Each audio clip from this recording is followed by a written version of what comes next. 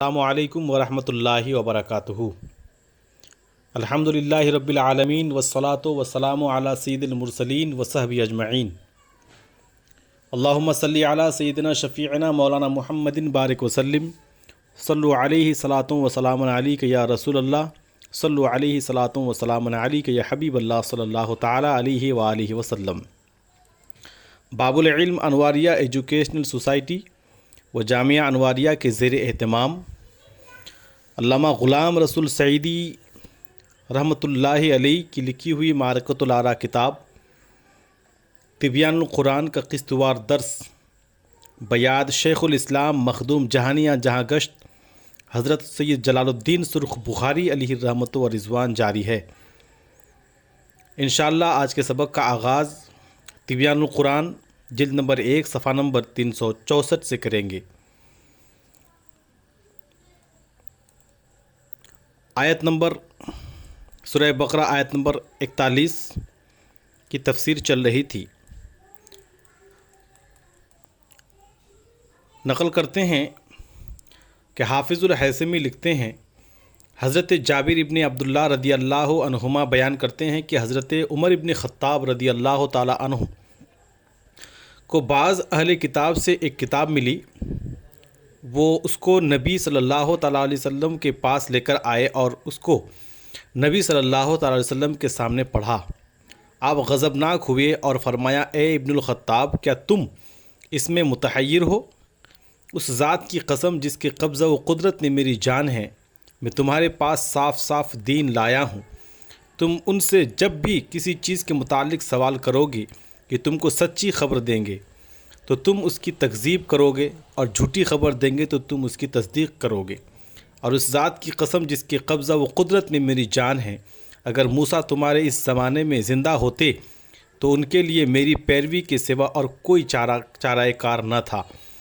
اس حدیث کو امام احمد، امام ابو یعلیٰ اور امام بزار نے روایت کیا ہے، اور اس کی سند میں مجاہد بن سعید ایک ضعیف راوی ہے۔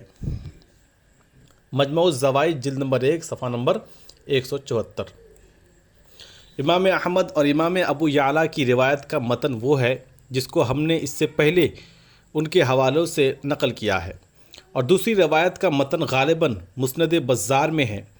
ابھی تک مسند بزار مکمل نہیں چھپی، ہمارے پاس اس کی ابتدائی 3 جلدیں ہیں، ان میں یہ روایت نہیں ہیں۔ اس حدیث کی ایک تقریر تو یہ ہے کہ ہر نبی کی شریعت اس کے زمانے میں واجب العمل ہے، حتیٰ کہ اگر متاخر نبی متقدم کے زمانہ میں مبعوث ہوتا یا متقدم نبی متاخر کے زمانہ میں مبعوث ہوتا تو اس کی بے عینی ہی وہی شریعت ہوتی۔ علامہ بیضاوی کی تفسیر اسی تقریر کے مطابق ہے، اور اس حدیث کی دوسری تقریر یہ ہے کہ نبی صلی اللہ تعالیٰ علیہ وسلم کی رسالت تمام انبیاء علیہم الصلاۃ والسلام کو شامل ہے، اور یہ آپ کی خصوصیت ہے۔ اس لیے انبیاء سابقین میں سے جو نبی بھی آپ کے زمانہ میں زندہ ہوتا تو اس کے لیے آپ کے اتباع کے سوا اور کوئی چارہ نہ ہوتا، اور آپ کی رسالت کے عموم کا تقاضا یہ ہے کہ آپ کی شریعت کے بغیر کوئی عمل جائز نہ ہو، اور اس کی وجہ یہ ہے کہ آپ کی شریعت تمام شریعتوں سے اکمل ہے، اور آپ کی رسالت کے عموم پر یہ آیت دلیل ہے۔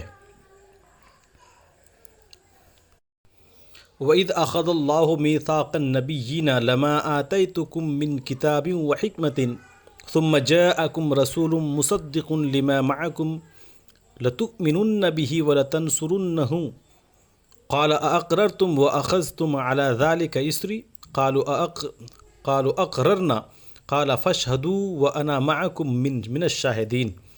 آل عمران آیت نمبر 81۔ اور یاد کیجئے جب اللہ تعالیٰ نے سب نبیوں سے یہ عہد لیا کہ میں تم کو جو کتاب اور حکمت دوں، پھر تمہارے پاس عظیم رسول آ جائیں جو اس کی تصدیق کرنے والے ہوں، جو تمہارے پاس کتاب اور حکمت ہیں، تو ضرور تم اس پر ایمان لانا اور ضرور اس کی مدد کرنا۔ فرمایا، کیا تم نے اقرار کیا اور اس پر میرا بھاری عہد قبول کیا؟ سب نے کہا، ہم نے اقرار کیا۔ فرمایا، پس گواہ رہنا، اور میں خود تمہارے ساتھ گواہوں میں ہوں۔ اگر یہ تمام نبی ہمارے نبی صلی اللہ تعالیٰ علیہ وسلم کے زمانے میں ہوتے تو ان سب پر لازم تھا کہ یہ آپ پر ایمان لاتے اور آپ کی نصرت کرتے، سو یہ تمام نبی حکماً اور تقدیراً آپ کی امت ہیں، اور ہم تحقیقاً آپ کی امت ہیں، اور آپ کی رسالت سب کو عام ہے۔ یہی وجہ ہے کہ ہمارے نبی صلی اللہ تعالیٰ علیہ وآلہ وسلم نے دیگر انبیاء علیہم السلام پر اپنی فضیلت بیان کرتے ہوئے فرمایا، وَأُرْسِلْتُ إِلَى الْخَلْقِ كَافَّةً وَخُتِمَ بِالنَّبِيُّونَ، مجھے تمام مخلوق کا رسول بنایا گیا ہے اور مجھ پر نبوت ختم کر دی گئی ہے۔ صحیح مسلم جلد نمبر 1 صفحہ نمبر 199۔ اللہ تعالیٰ کا ارشاد ہے، اور تم سب سے پہلے اس کے منکر نہ بنو، سورہ بقرہ آیت نمبر 41۔ اگر یہ سوال کیا جائے کہ یہودیوں سے پہلے تو مشرکین قرآن مجید کا انکار کر چکے تھے، تو یہود کس طرح اس کے سب سے پہلے منکر ہوں گے؟ اس کا جواب یہ ہے کہ مراد یہ ہے کہ اہل کتاب میں سے تم سب سے پہلے اس کے منکر نہ بنو، اور دوسرا جواب یہ ہے کہ اس میں یہ تعریض ہے کہ چونکہ یہ کتاب تمہاری کتاب کی مصدق ہے تو تم کو سب سے پہلے اس پر ایمان لانا چاہیے تھا۔ اللہ تعالیٰ کا ارشاد ہے، اور تھوڑی قیمت کے بدلے میں میری آیتوں کو فروخت نہ کرو اور مجھی سے ڈرو، سورہ بقرہ آیت نمبر 41۔ تعلیم قرآن پر اجرت لینے کی تحقیق۔ شرع کا لفظ لغت میں ازداد سے ہے، اور یہ خریدنے اور فروخت کرنے دونوں معنوں میں آتا ہے، اور یہاں اس سے مراد استبدال ہے، کیونکہ یہودی علماء دنیاوی فوائد کی وجہ سے قرآن پر ایمان نہیں لاتے تھے، اور انہوں نے دنیاوی فوائد کے بدلے میں قرآن پر ایمان نہ لانے کو اختیار کر لیا تھا، اور ان کے یہ دنیاوی فوائد اگرچہ ان کے نزدیک بہت زیادہ تھے، لیکن قرآن مجید پر ایمان لانے سے ان کو جو اخروی فوائد حاصل ہوتے ان کے مقابلہ میں یہ بہت قلیل اور حقیر تھے۔ یہ علماء اپنی قوم کے رئیس تھے، اور ان کی قوم ان کو تحفے اور ہدیے پیش کرتی تھی، اور ان کو یہ خوف تھا کہ اگر وہ قرآن پر ایمان لائے اور انہوں نے رسول اللہ صلی اللہ تعالیٰ علیہ وآلہ وسلم کی اتباع کی تو ان کو وہ نذرانے نہیں ملیں گے، اس لیے انہوں نے ان ہدیوں اور نذرانوں کو آخرت پر ترجیح دی۔ ایک قول یہ ہے کہ وہ رشوت لے کر حق چھپاتے تھے۔ امام ابن جریر طبری لکھتے ہیں، اس آیت کا معنی یہ ہے کہ ہم نے تم کو جو اپنی کتاب اور آیات کا علم دیا ہے، تم اس علم کو دنیا کے قلیل مال کے عوض فروخت نہ کرو، کیونکہ وہ لوگوں سے تورات میں حضرت سیدنا محمد صلی اللہ تعالیٰ علیہ وآلہ وسلم کی نبوت کے ذکر کو چھپاتے تھے، حالانکہ تورات میں لکھا ہوا تھا کہ وہ نبی امی ہیں جن کا ذکر تورات اور انجیل میں ہے، اور وہ اپنے پیروکاروں پر اپنی ریاست اور ان سے نذرانے لینے کے لالچ میں اس کو چھپاتے تھے، حالانکہ اس کے عوض میں ان کو ساری دنیا بھی مل جاتی تو وہ قلیل تھی۔ جامع البیان جلد نمبر 1 صفحہ نمبر 200-201۔ اس آیت سے بعض علماء نے یہ استدلال کیا ہے کہ تعلیم قرآن پر اجرت لینا جائز نہیں ہے، لیکن واضح رہے کہ اس آیت میں اجرت لینے سے منع نہیں کیا، بلکہ دنیاوی متاع کے بدلہ میں اللہ کی آیات کو چھپانے سے منع کیا ہے۔ علامہ قرطبی مالکی لکھتے ہیں، صحیح بخاری میں ہے کہ جس چیز پر تمہیں سب سے زیادہ اجرت لینے کا حق ہے وہ اللہ کی کتاب ہے۔ اس حدیث میں قرآن مجید پر اجرت لینے کی صاف تصریح ہے، اور اسی پر اعتماد کرنا چاہیے، اور اس آیت کا جواب یہ ہے کہ اس آیت کے مخاطب بنو اسرائیل ہیں، اور یہ ہم سے پہلے کی شریعت ہے، اور یہ ہم پر حجت نہیں ہے۔ الجامع لاحکام القرآن جلد نمبر 1 صفحہ نمبر 335-336۔ جب خصوصیت مورد اور عام الفاظ میں تعارض ہو، خصوصیت مورد اور عام الفاظ میں تعارض ہو تو اعتبار عموم الفاظ کا ہوتا ہے، لیکن بعض اوقات قرائن کی وجہ سے خصوصیت مورد کا اعتبار کیا جاتا ہے، اور یہاں دلیل کی وجہ سے خصوصیت مورد متعین ہے۔ علامہ قرطبی کا یہ کہنا صحیح نہیں ہے کہ ہم سے پہلے کی شریعت ہے۔ ہمارے نزدیک تعلیم قرآن، حج، امامت، اذان اور دیگر عبارات پر اجرت لینا جائز ہے، اور اس کی اصل یہ حدیث ہے۔ ہمارے نزدیک حضرت ابن عباس رضی اللہ تعالیٰ عنہما بیان کرتے ہیں کہ رسول اللہ صلی اللہ تعالیٰ علیہ وآلہ وسلم نے فرمایا، جن چیزوں پر تم اجرت لیتے ہو ان میں اجر کے سب سے زیادہ حقدار اللہ تعالیٰ کی کتاب ہے۔ صحیح بخاری جلد نمبر 1 صفحہ نمبر 304، جلد نمبر 2 صفحہ نمبر 854۔ یہ حدیث تعلیم قرآن پر اجرت لینے کے باب میں نص صریح ہے۔ بعض علماء نے اس حدیث کی یہ تعویل کی ہے کہ اس حدیث میں دم کرنے پر اجرت لینے کا جواز ہے، اس سے تعلیم قرآن پر اجرت لینے کا جواز لازم نہیں آتا، لیکن یہ تعویل اس لیے صحیح نہیں ہے کہ اس حدیث میں الفاظ عام ہیں اور خصوصیت مورد کے مقابلہ میں عموم الفاظ کو ترجیح حاصل ہوتی ہے، اور جن احادیث میں ممانعات ہے وہ سب سنداً ضعیف ہیں، جو اس حدیث سے صحیح سے معارضہ کی صلاحیت نہیں رکھتی۔ اس مسئلہ پر دوسری دلیل یہ ہے کہ خلفائے راشدین 5 وقت کی نمازیں اور جمعہ پڑھاتے تھے، وعظ و نصیحت کرتے تھے، مقدمات کے فیصلے کرتے تھے، مسلمانوں کے اندرونی اور بیرونی مسائل کے حل کے لیے کوشاں رہتے تھے، اور جہاد کا انتظام کرتے، اور ان تمام خدمات کے عوض ان کو بیت المال سے وظیفہ دیا جاتا تھا۔ اور اخیار امت کا یہ تعامل اس مسئلہ پر واضح دلیل ہے کہ تعلیم قرآن، امامت، خطابت اور دیگر عبادات پر اجرت لینا نہ صرف یہ کہ جائز ہے بلکہ خلفائے راشدین کی سنت ہے۔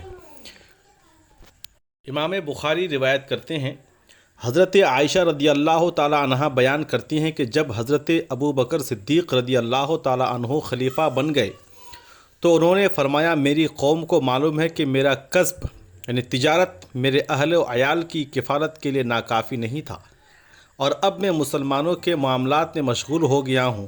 اب ابو بکر کے اہل و عیال بیت المال کے مال سے کھائیں گے اور ابو بکر مسلمانوں کے لیے کسب کرے گا۔ صحیح بخاری جلد نمبر 1 صفحہ نمبر 278۔ علامہ بدر الدین عینی حنفی اس حدیث کی شرح میں لکھتے ہیں، امام ابن سعد نے ثقہ راویوں کی سند کے ساتھ بیان کیا ہے کہ حضرت ابو بکر صدیق رضی اللہ تعالیٰ عنہ کو خلیفہ بنا دیا گیا تو وہ اپنے معمول کے مطابق سر پر کپڑوں کی گٹھری رکھ کر بازار میں تجارت کے لیے چلے گئے۔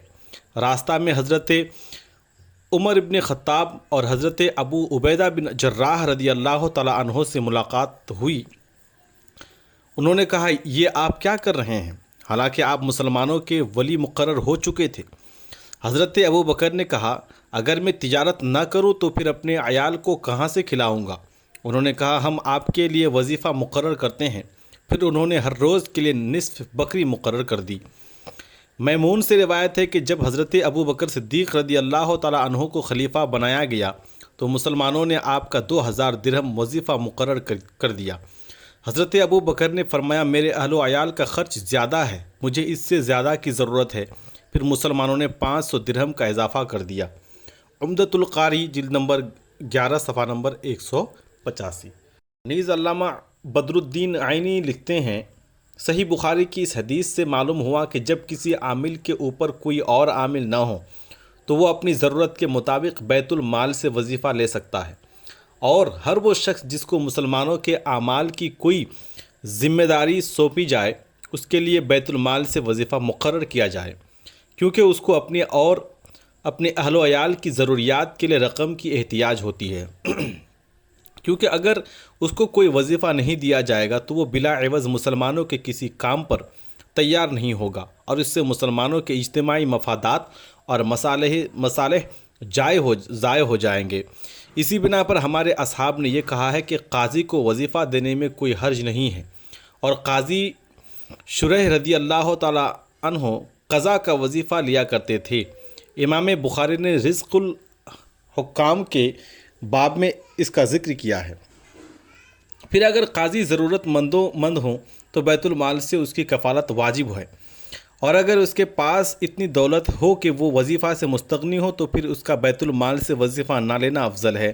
اور ایک قول یہ ہے کہ پھر بھی اس کا وظیفہ لینا زیادہ صحیح ہے، تاکہ وہ قضا کے معاملہ میں اور اپنی ذمہ داریوں کو پورا کرنے میں سستی نہ کرے، کیونکہ جب وہ اپنے کام کا کوئی وظیفہ نہیں لے گا تو قضا کی ذمہ داریوں کی توجہ اور باقاعدگی سے پورا نہیں کرے گا۔ عمدۃ القاری جلد نمبر 2 صفحہ نمبر 189۔ علامہ عینی قاضی کو وظیفہ دینے کے جو وجوہات بیان کی ہے وہ تمام وجوہات تعلیم قرآن، امامت اور اذان وغیرہ میں بھی پائی جاتی ہے۔ علامہ آلوسی حنفی ولا تشتروا بآیاتی ثمنا قلیلا کی تفسیر میں لکھتے ہیں، بعض اہل علم نے اس آیت سے قرآن مجید اور دیگر علوم کی تعلیم کی اجرت کے عدم جواز پر استدلال کیا ہے، اور اس مسئلہ میں بعض احادیث بھی مروی ہے جو صحیح نہیں ہیں۔ حالانکہ حدیث میں یہ ہے کہ صحابہ نے عرض کیا کیا ہم تعلیم قرآن پر اجرت لیں؟ آپ نے فرمایا جن چیزوں پر تم اجرت لیتے ہو ان میں سب سے بہتر کتاب اللہ ہے، اور اس کے جواز کے سلسلے میں علماء کی بکثرت اقوال منقول ہیں۔ اگرچہ بعض علماء نے اس کو مکروہ بھی کہا ہے، اور اس آیت میں اس کی کراہت پر کوئی دلیل نہیں ہے۔ روح المعانی جلد نمبر 3 صفحہ نمبر 655۔ اگر یہ کہا جائے کہ عالم دین پر دینی علوم کی تعلیم دینا اور فرائض کی جماعت کرانا فرض ہے، اور فرض کا اجر اللہ کے ذمہ ہے، اس کے وعدہ کی بنا پر جو اس نے محض اپنے فضل سے کیا ہے، بندوں کے ذمہ نہیں ہے، تو میں کہوں گا کہ یہ صحیح اور برحق ہے۔ لیکن عالم دین پر یہ کب ضروری ہے کہ وہ مثلاً جامعہ نعیمیہ میں جا کر تعلیم دے اور وہاں نماز پڑھائے، اور اس پر یہ کب ضروری ہے کہ وہ 8 سے 12 بجے تک 4 گھنٹے پڑھائے؟ اسی طرح اس پر مثلاً ظہر کی نماز پڑھانا ضروری ہے، یہ کب ضروری ہے کہ وہ 1:30 بجے ظہر کی نماز پڑھائے؟ نیز یہ کب ضروری ہے کہ مدرسہ کے معین کردہ نصاب کے عین مطابق پڑھائے؟ پھر اس پر یہ کب ضروری ہے کہ وہ فلاں طالب علم کو پڑھائے اور فلاں لوگوں کو نماز پڑھائے؟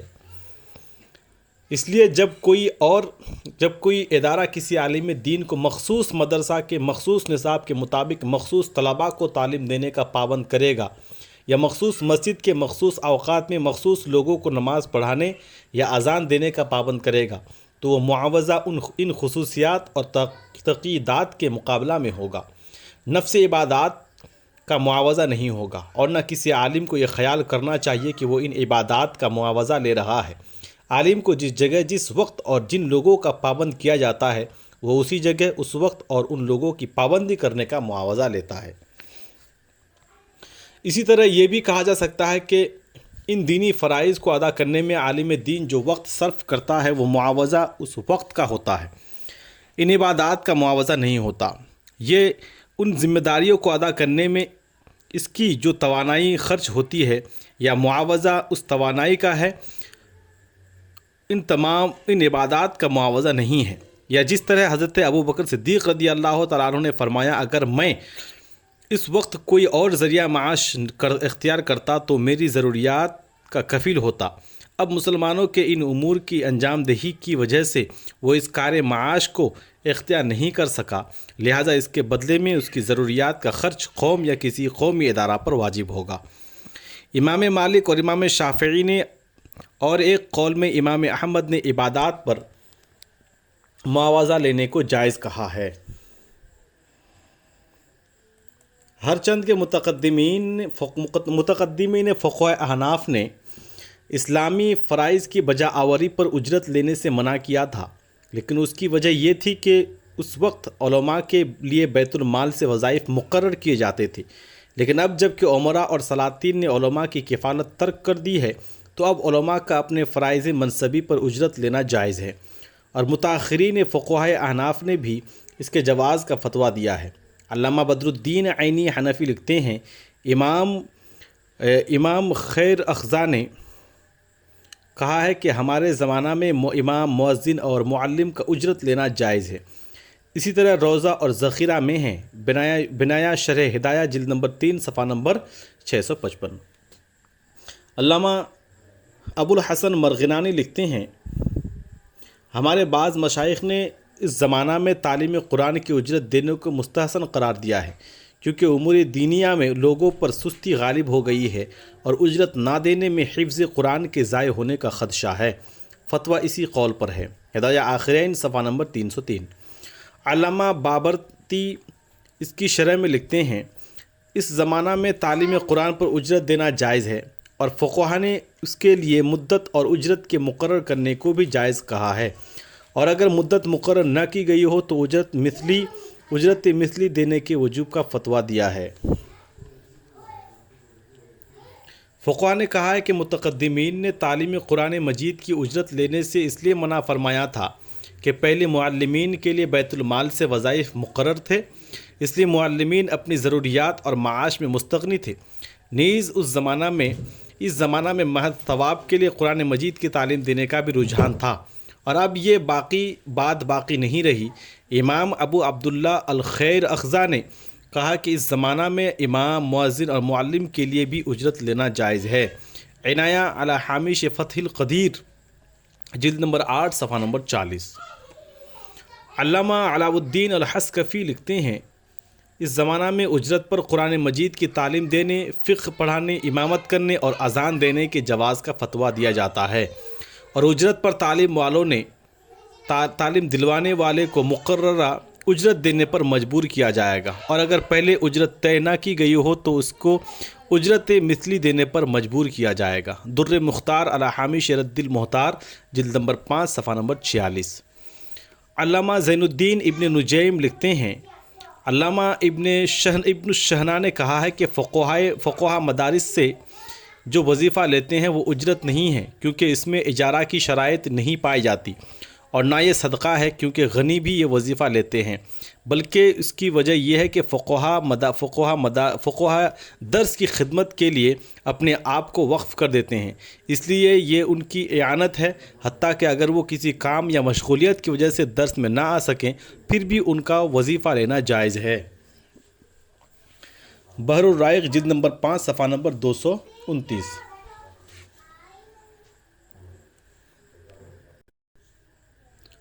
اب ایک نقطہ بحث طلب رہ گیا ہے کہ اگر علماء ان عبادات پر اجرت لیں تو کیا ان کو آخرت میں اجر ملے گا یا نہیں؟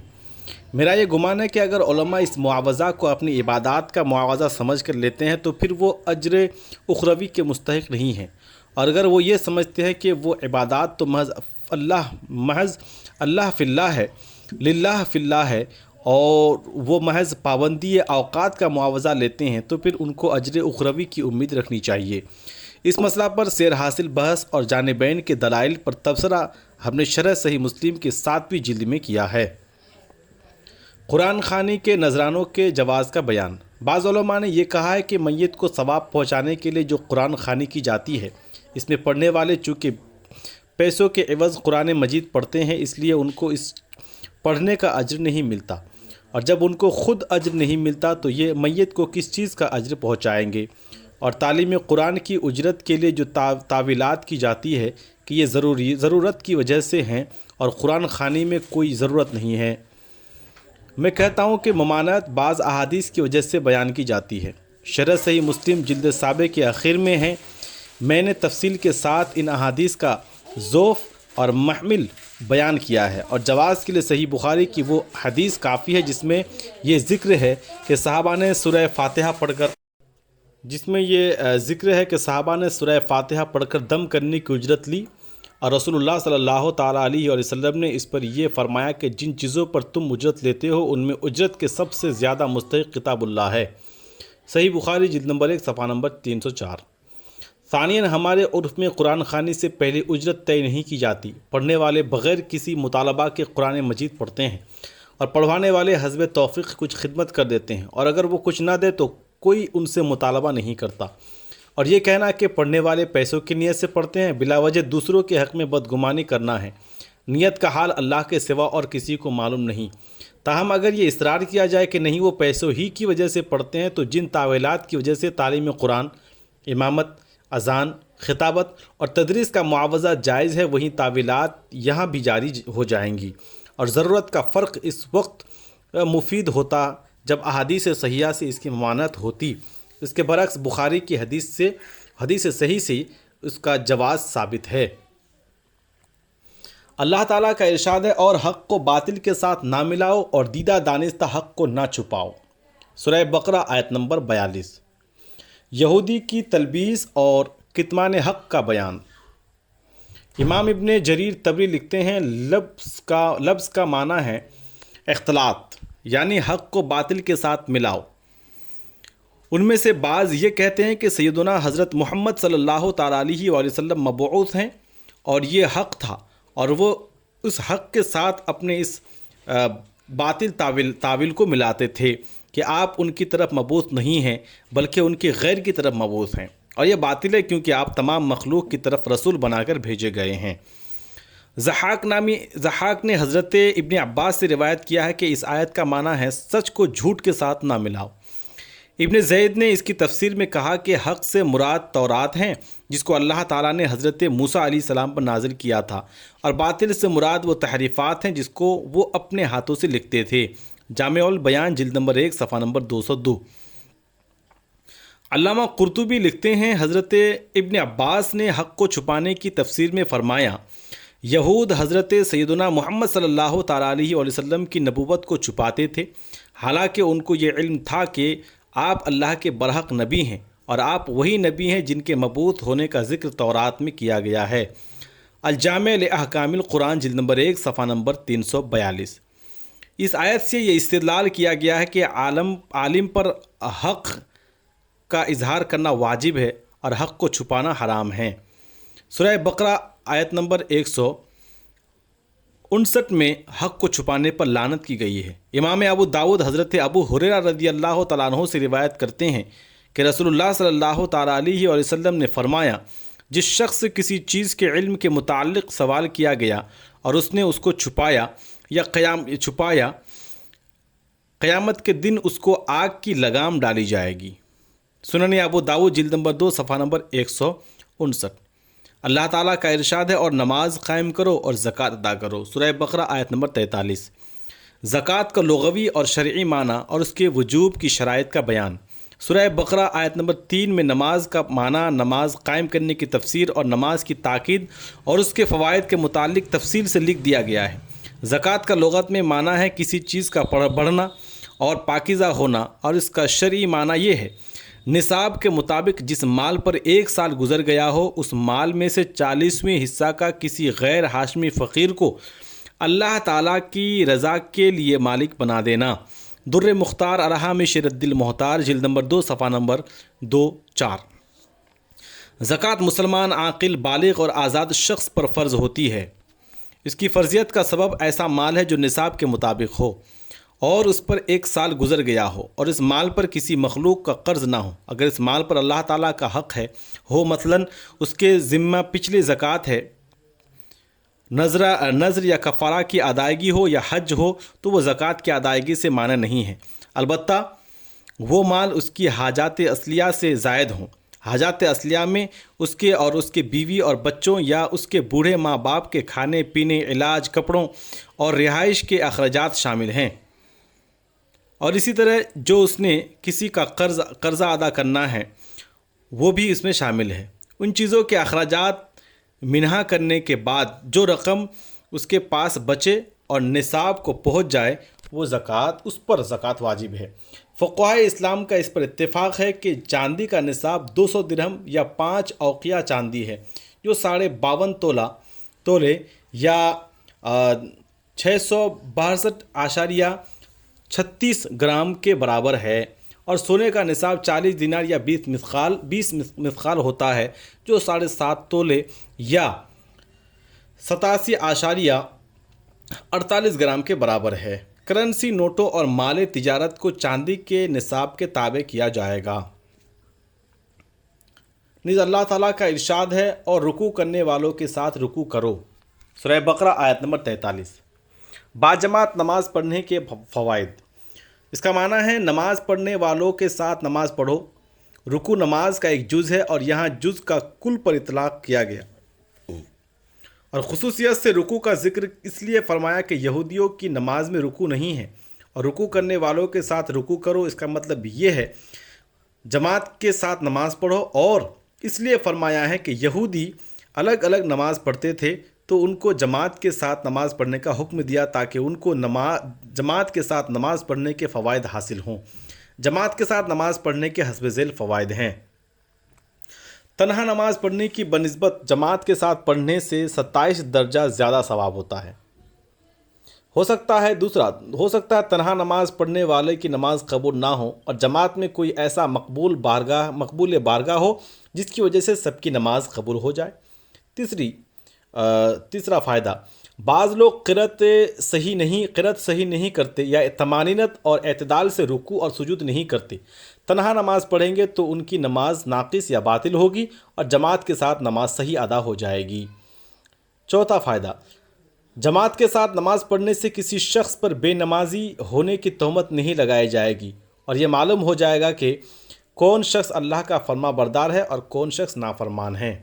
پانچواں، اس سے مسلمانوں کی اجتماعی زندگی میں تقویت ملے گی، وہ ایک دوسرے کے دکھ درد، صحت اور بیماری، خوشی اور غمی اور خوشحالی اور افلاس پر مطلع ہو سکیں گے اور ایک دوسرے کے کام آنے کے مواقع میسر آئیں گے۔ آج کا ہمارا یہ سبق صفحہ نمبر 364 سے شروع ہوا اور صفحہ نمبر 371 پر ختم ہوا۔ السلام علیکم ورحمۃ اللہ وبرکاتہ۔